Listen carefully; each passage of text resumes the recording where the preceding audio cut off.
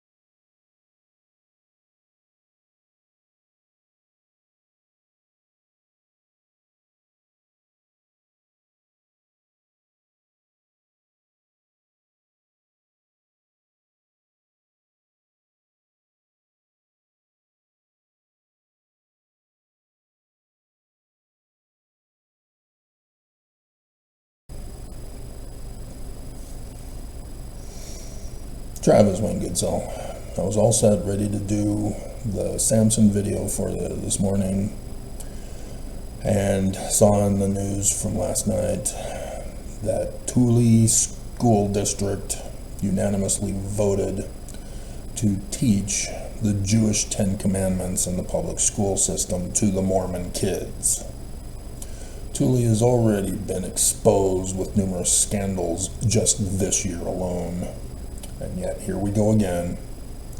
Not a single Mormon is qualified to teach the 10 Commandments. Not even if you're a Sunday school teacher for who knows how many years. You have it wrong. And the 10 Commandments picture that was shown on their video clip, which will be the thumbnail picture, explains why it's wrong.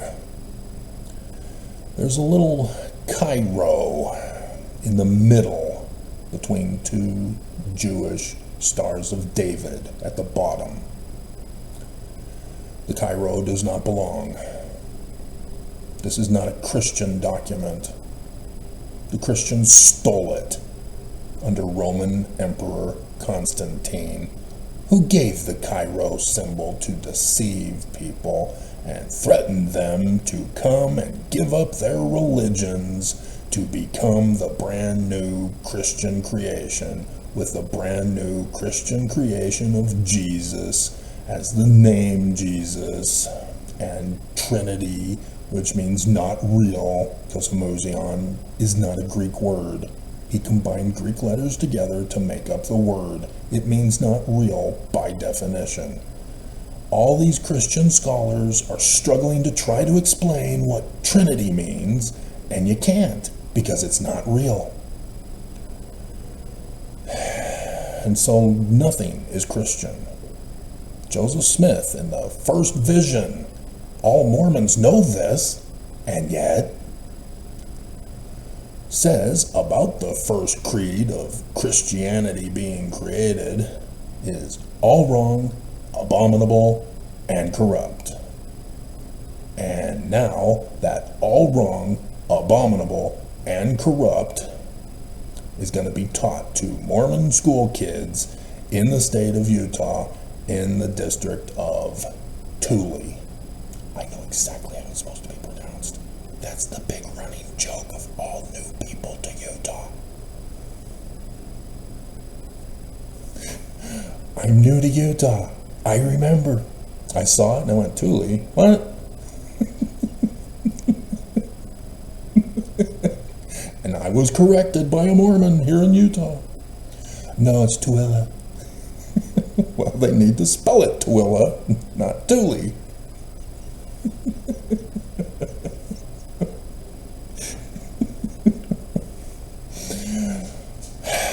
And so let me expose how stupid all of you are for thinking that you can replace the Jews. And you're anti-Semites all. From the law of the Jews, written by the Qumran community during the Roman period time, if you're unfamiliar with the Dead Sea Scrolls. All Jews must obey this law, Deuteronomy. It means repetition of the law, but as a repetition of the law, it is the law as a repetition, an exact copy. And so what you have in chapter 5 is the Ten Commandments. And Moses, and if you go to Deuteronomy 18, verse 15, which if you're unfamiliar, you've never read the second vision, verse 40. He's our Christ. The Jewish Christ is our Christ, Mormons. See how abominable you are? All wrong, abominable, and corrupt. I have more to say on this with the Samson video from comments from last night.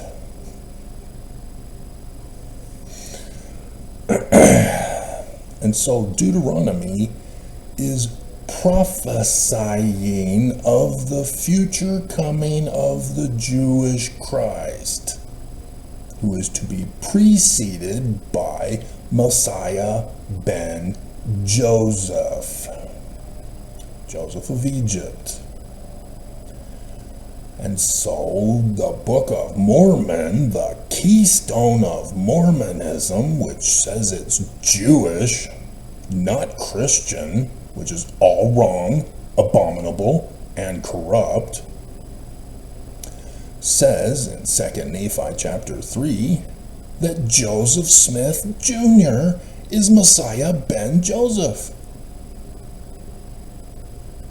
Therefore, Messiah ben David, the man like Moses of the Jewish law, of the Jewish 10 Commandments, comes as a little baby born to Mormon parents for the latter days.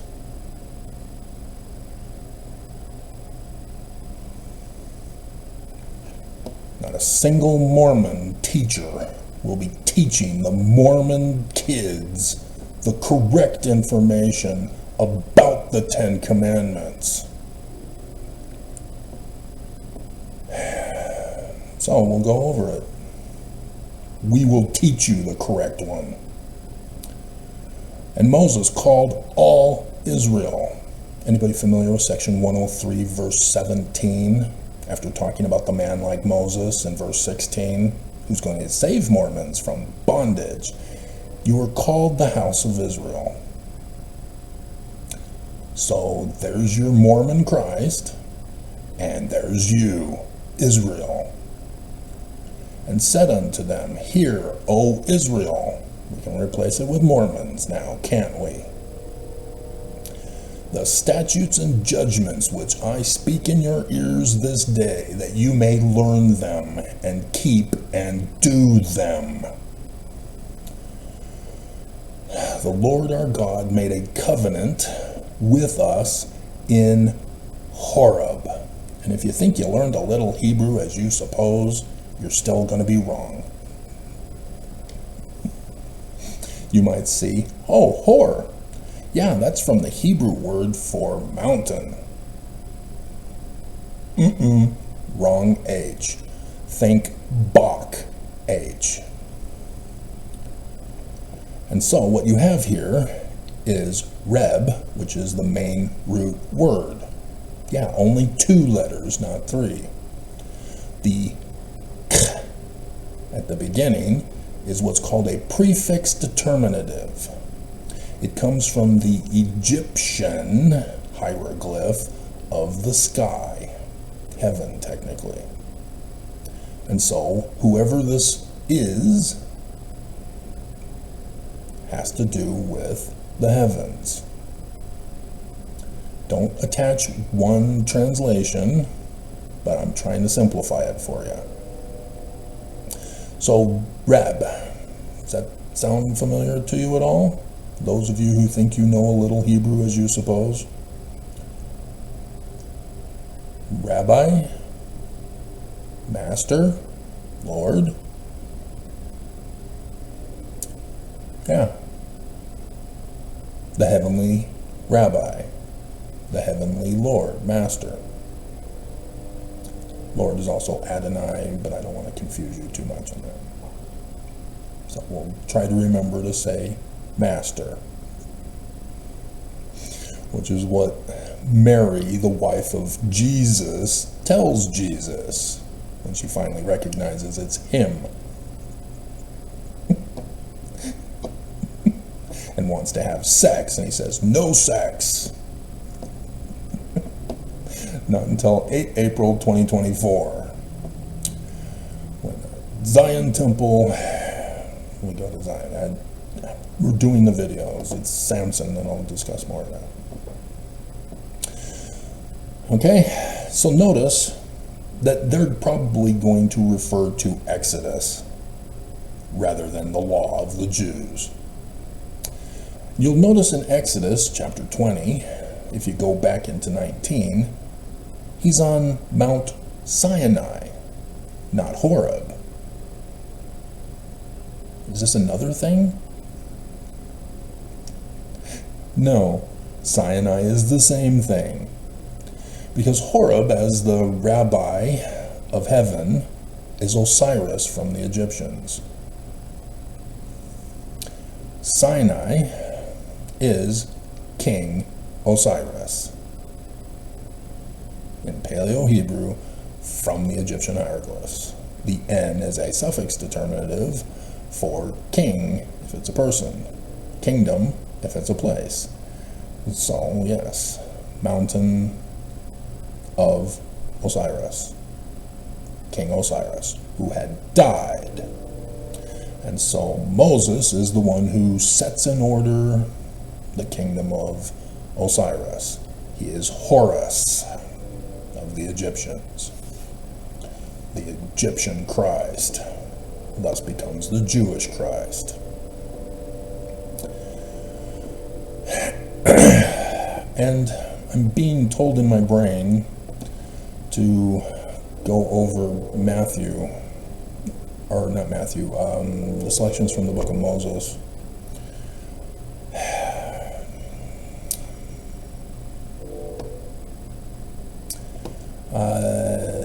And they do not say what the name of the mountain is.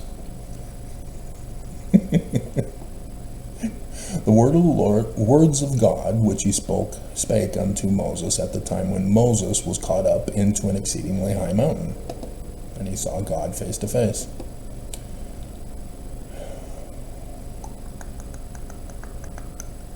Yeah, he does not tell us which one he chooses here, and thus both would apply. Hilarious. Hilarious. We'll go to the end where I think he tells him of what he said in the mountain.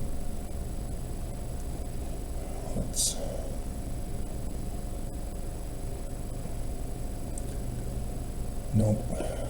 We got to go back to where Moses ends up.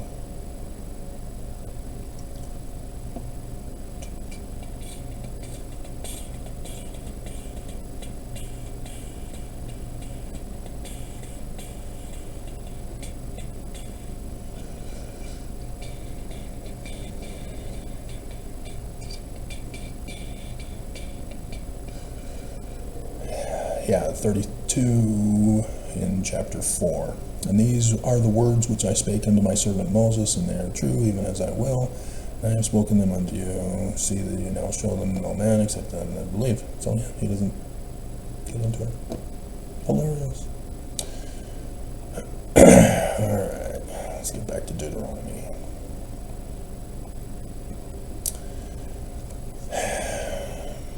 The Lord made not this covenant with our fathers, but with us, even us, who are all of us here alive this day. Remember, you of the latter days are Israel. Moses is the Mormon to restore Joseph's Jewish religion from what is all wrong, abominable, and corrupt as the Church of Jesus Christ.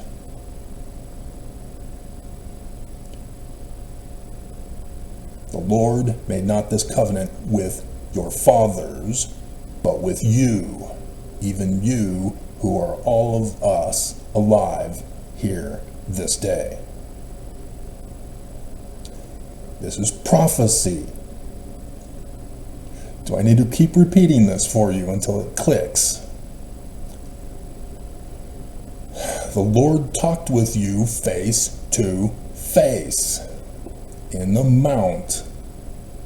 What's the top of the mount mean?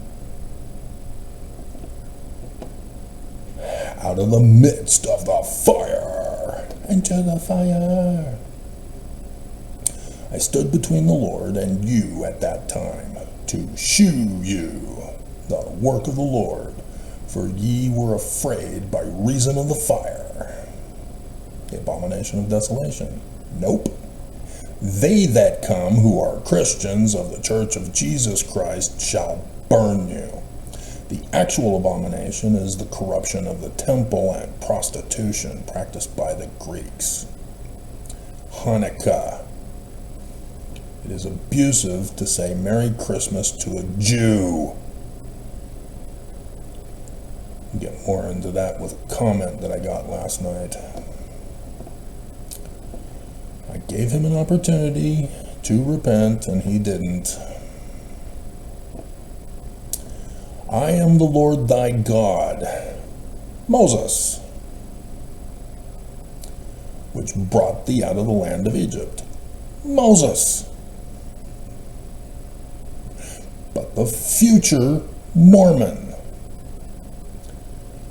from the house of bondage, thou shalt have none other gods before me. The R in rabbi, for example, is the Egyptian hieroglyph for God. And so technically a rabbi is a god, but they don't know that. It's been lost because of Constantine's creation of Christianity. Thou shalt not make thee any graven image of Jesus, or anything like that is in heaven above, or in the earth beneath, or that is in the waters and the earth beneath.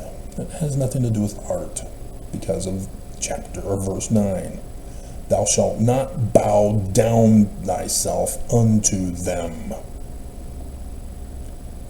You shall not take an object and turn it into something that has powers that can possess humans with, whether good or bad.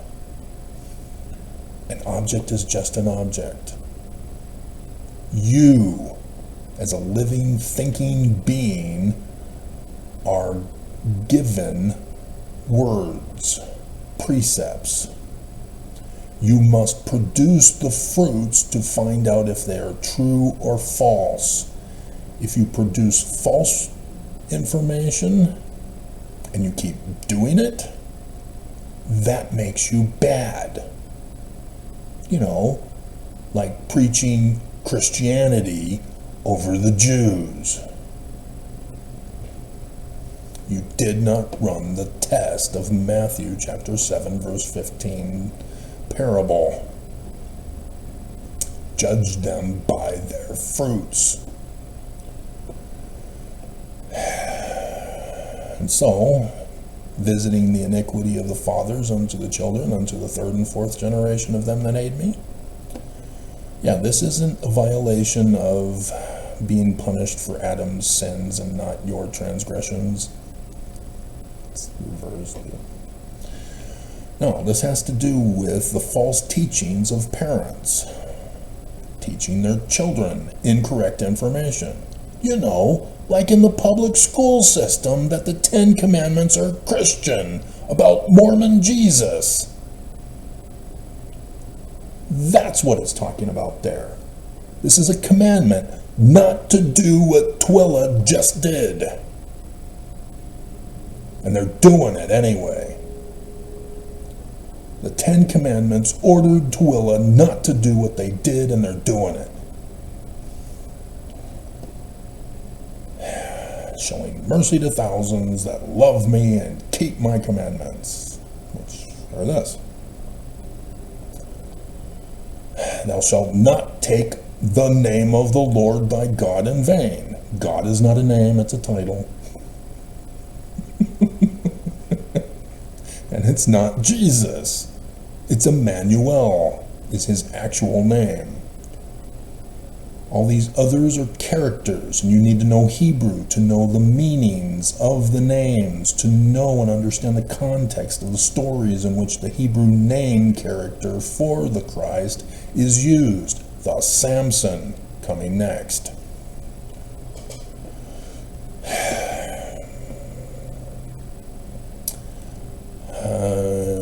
Keep the Sabbath day to sanctify it. This is a Babylonian holy day. Yeah, the Qumran community were after Babylon. Thus why this is written during the Roman period time. This is a tell. It's science. It's supposed to be taught in school rather than Christian Mormon nonsense. Babylon created a 7-day week calendar. They were afraid, turning it into an idol, of the number 7. And so the people were ordered on the 7th day of the week, no work allowed. Because it's a superstitious day and you're gonna, break your mama's back.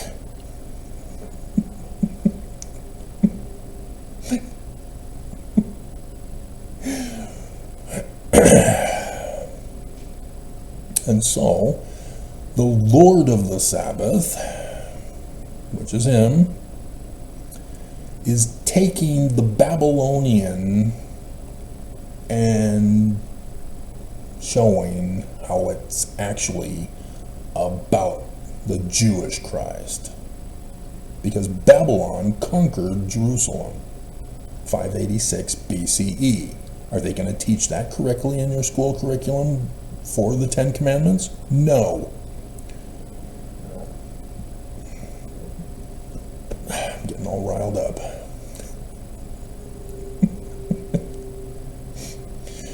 It was on 9/11, 9th of Av, of the Babylonian calendar. And so, yes, the abomination of desolation with raping instead of prostitution occurred. And so Daniel interprets the dream of Nebuchadnezzar in that book of Daniel. Not a literal history. Remember? All wrong, abominable, corrupt. None of this is literal history. You're not caught on to prophecy and revelation? He talks about the future of the restoration of the Jews after what Babylon did to them. Thus the idol statue god of the different kingdoms, Christianity being the one that will be shattered. Yeah, the iron legs of Rome is mingled in the feet with clay. Roman Emperor Constantine and the creation of Christianity. You can't tell me I'm wrong or that you don't believe all I say and say shalom and then say Merry Christmas.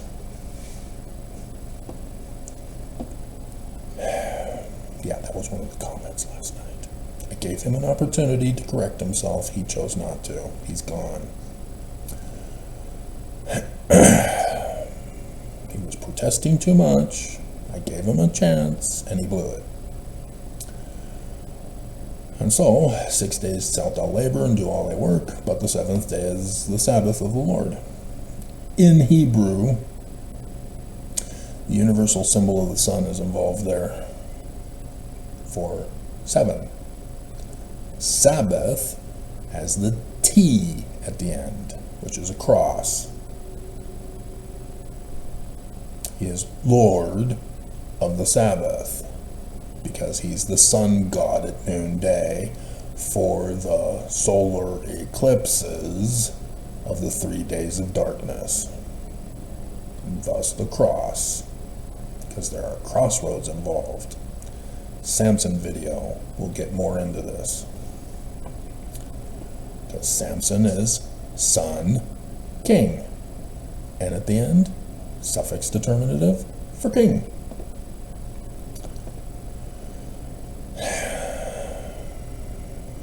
So, yeah, it talks about slaves.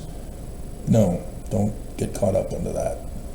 The slave thing is established in the law, in which those who need to restore the damage caused, that's what they are. They are not kidnapped, forced to labor for the person for their whole life and generation to generation. No, this is only to pay off the debt because they committed a crime against a person. Here in the state of Utah, victims of crime are struggling to be compensated for being victims of crime. This took care of that. But if you knew how to rig the system,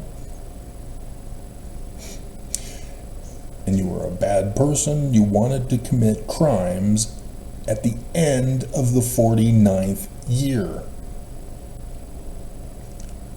Because the 50th year, all the prisoners go free.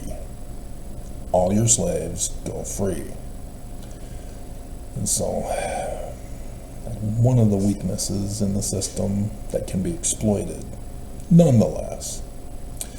And so oftentimes, if somebody commits a crime, they would wait until after the 50th year to then prosecute them.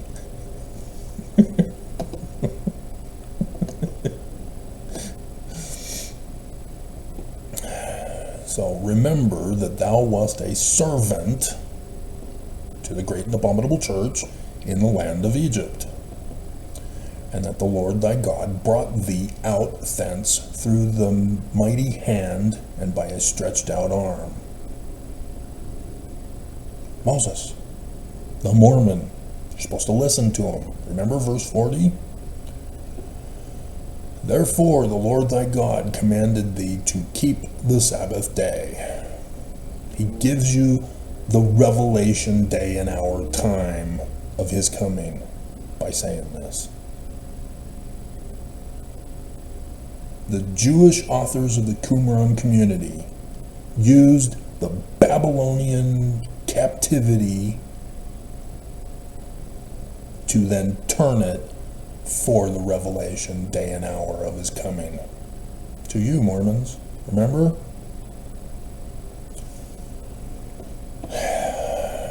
Honor thy father and thy mother, as the Lord thy God hath commanded thee, that thy days may be prolonged, that it may go well for thee in the land which the Lord giveth thee. And if you need to understand, your parents have to teach you correctly. They have to be good parents. If they're not good parents, you don't honor them. This is for kids who are not happy and become the bad people. They need to honor their parents for teaching them good things, and they're not wanting to be good. And so, thou shalt not murder. This is an incorrect translation to put kill. Every time you breathe, you're killing microorganisms. Oh no, those activists are going to get you now. You kill bugs. You kill animals for food. You kill plants for food. Yeah, you kill them. All of these vegans are murderers. They don't get it. They think that killing animals is murder, but not plants. Plants are living organisms. They grow. They thrive. They feel pain. You're not understanding.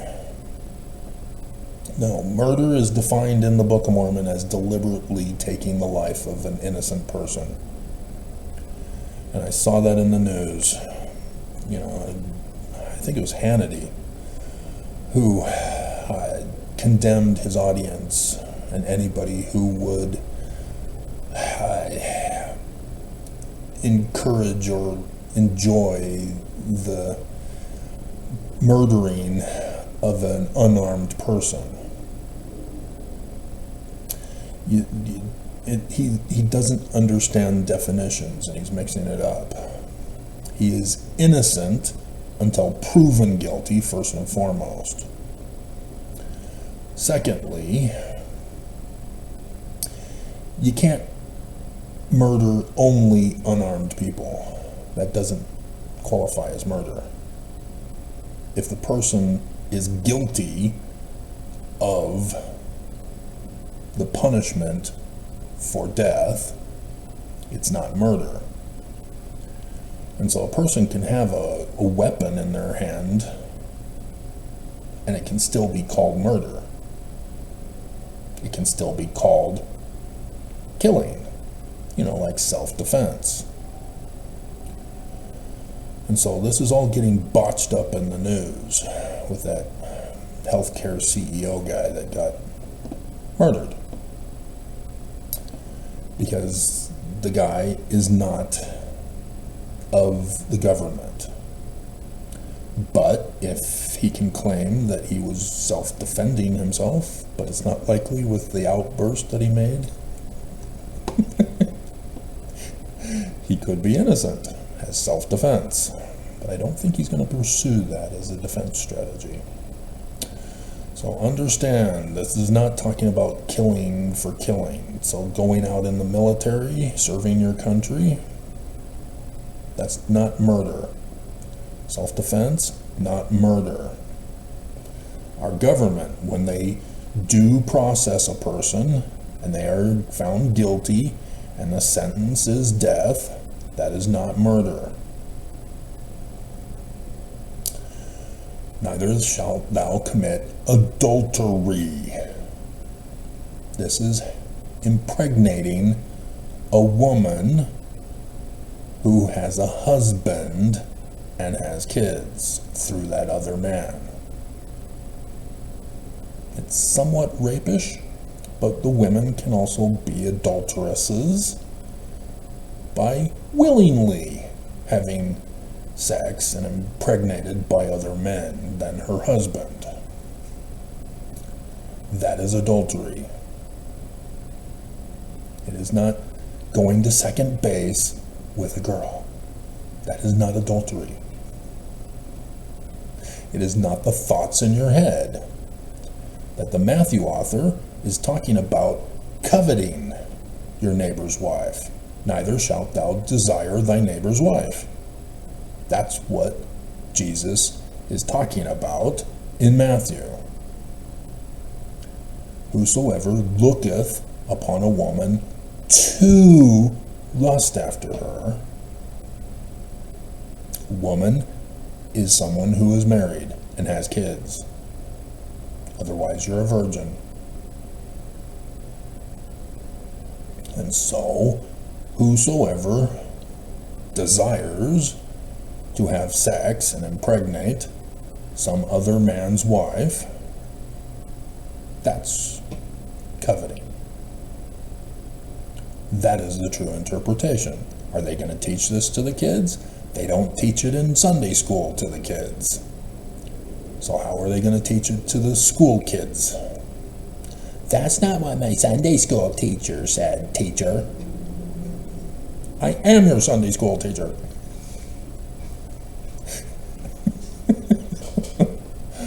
Neither shalt thou steal. Is that complicated? And yet, how many times have Mormons been trying to steal from me? Simply because I'm teaching the Jewish religion? Thou shalt not bear false witness. Yeah, don't lie. Don't falsely accuse. Because now Matthew brings up beam and mote. Don't falsely accuse another person because it exposes you as the victim. So Oakes, or not the victim, the guilty one, to a worse degree. So Oakes gets up in conference and tells little girls they're pornography. He's falsely accusing them. Pornography is an evangelical creation after they lost the Supreme Court ruling to teach the Bible in the public school systems. And so they went on an idol worshiping kick. This object is good, this object is bad. Women are automatically bad. So any image of a woman is bad.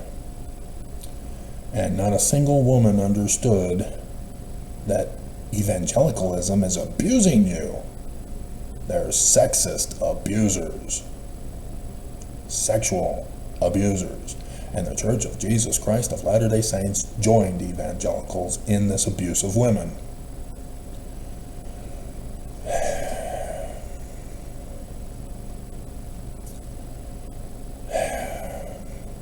Unbelievable. And so, Oakes is falsely accusing little girls.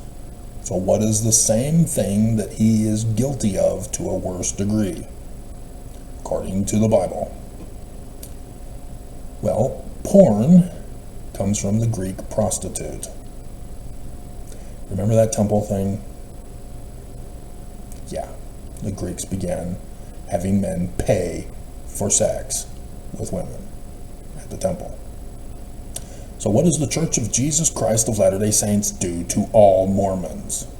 You must pay tithing to be worthy to go to the temple to get married to only a Mormon girl to have sex. Finally.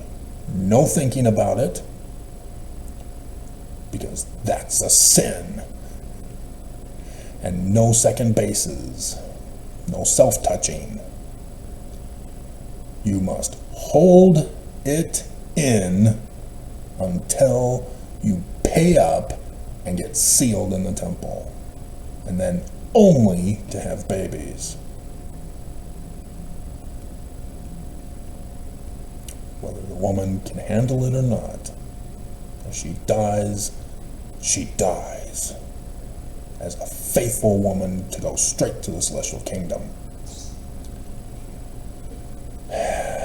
Yeah, the Church of Jesus Christ of Latter-day Saints is forcing all Mormons to practice prostitution. And if you're from out of state and you go to another state to consummate, that's sex trafficking. Every single Mormon around the whole world is guilty of this.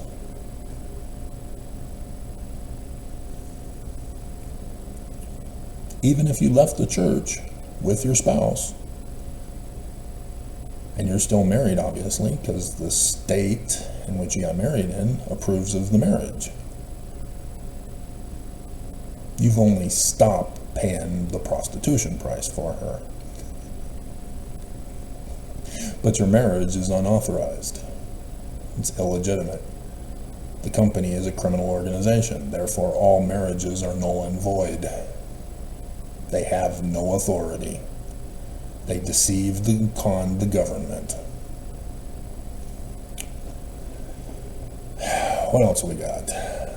That's it. Coveting. And so Zion is specifically designed so that nobody would ever be tempted to covet. You get everything you need, everything you want. That's it. That's all. You're done. Good job. You made it to Zion. You're now perfect.